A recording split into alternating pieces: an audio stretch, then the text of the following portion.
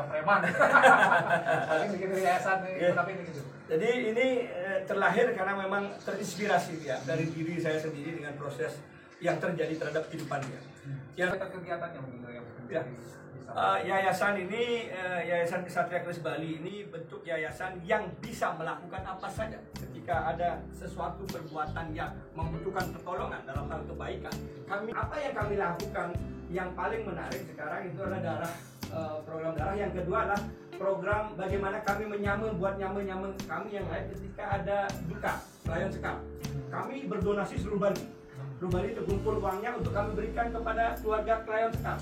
Ketika ada anggota kami, nyame kami itu bapaknya meninggal, ibunya meninggal, kami siap berdonasi di seluruh Bali dengan nilai 5.000 untuk orang tuanya, dengan nilai 10.000 untuk dirinya atau keluarga utamanya.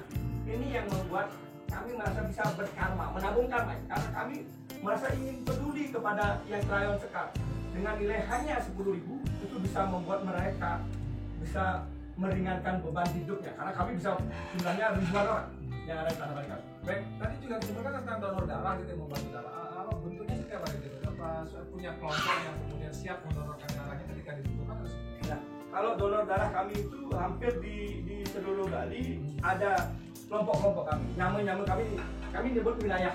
Jadi kami punya wilayah dan kami punya unit-unit. Itu berdonasi setiap 3 bulan berdonasi darah ke PMI. Yang kedua, kami pun berdonasi setiap hari ketika ada yang membutuhkan darah. Kami punya humas yang selalu bergerak sampai jam 11 malam, 12 malam, jam 1 malam orang butuh darah. Kami pun masih ladeni untuk mencarikan ke PMI. Karena kami sudah bersinergi. Kami bisa, ketika tidak ada darah di PMI, kami bisa tukarkan dengan orang kami bawa ke PMI untuk berdonor. Nah, gitu juga.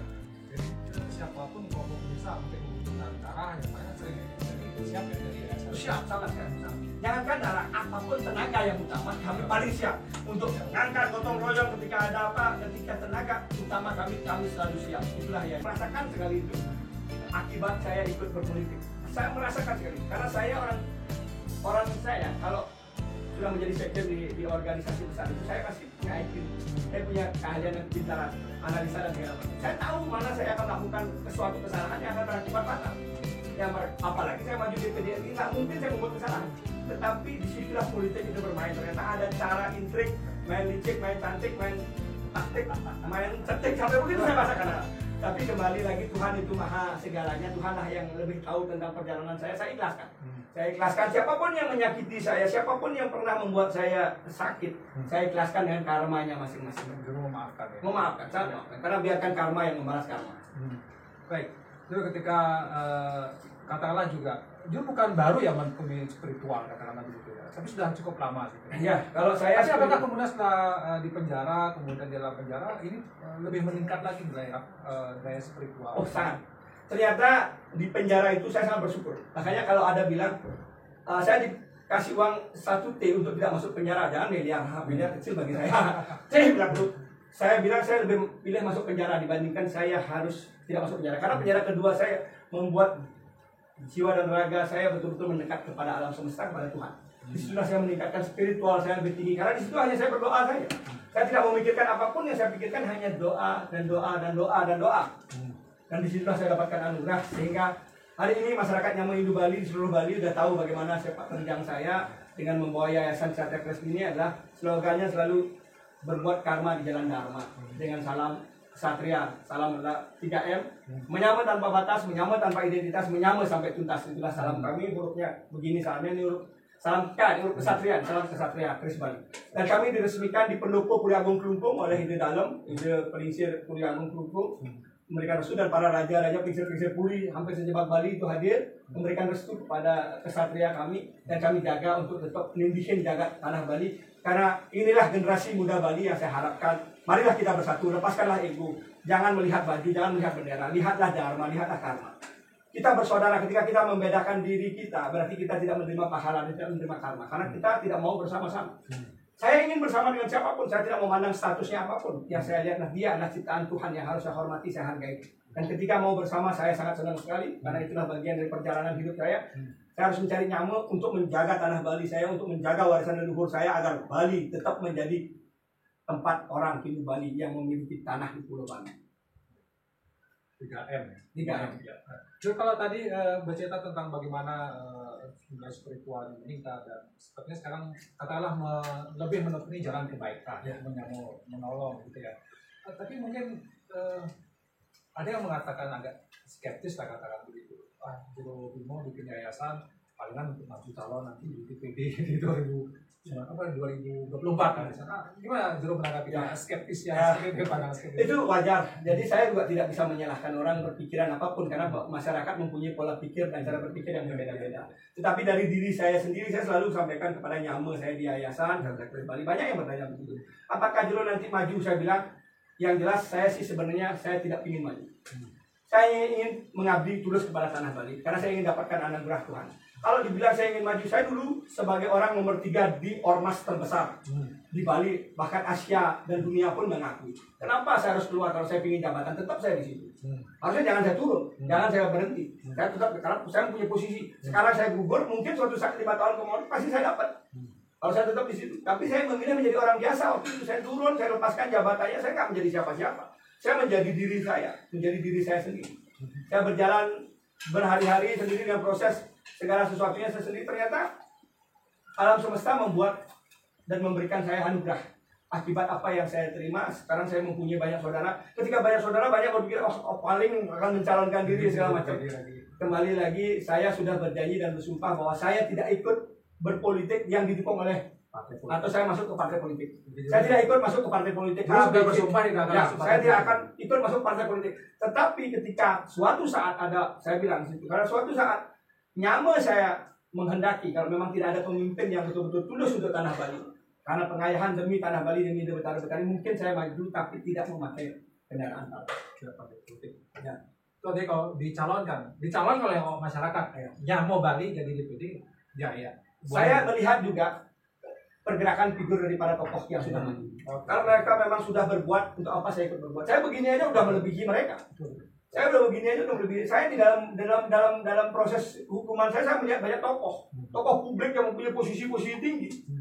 Tapi di dalam itu malah lebih dihargai saya. Bukannya saya menyombongkan diri. Apa artinya gunanya suatu jabatan ketika hanya menjabat 5 tahun aja dihargai, ketika saya bisa bertahun-tahun dihargai ketika kita berbuat kebaikan. Intinya bahwa yayasannya tidak didirikan untuk berpolitik ya, tapi memang murni untuk bagaimana memilih tanah Bali dengan menyamobraya.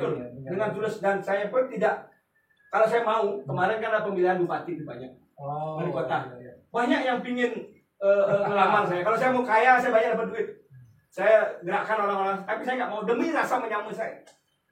Banyak orang menawari untuk mendukung A, B, C untuk menjadi calonnya, untuk menjadi memberikan suara calonnya. Ya, memberikan suara. Saya tidak mau, dan saya berikan kalau nyamu saya silakan bebas ya.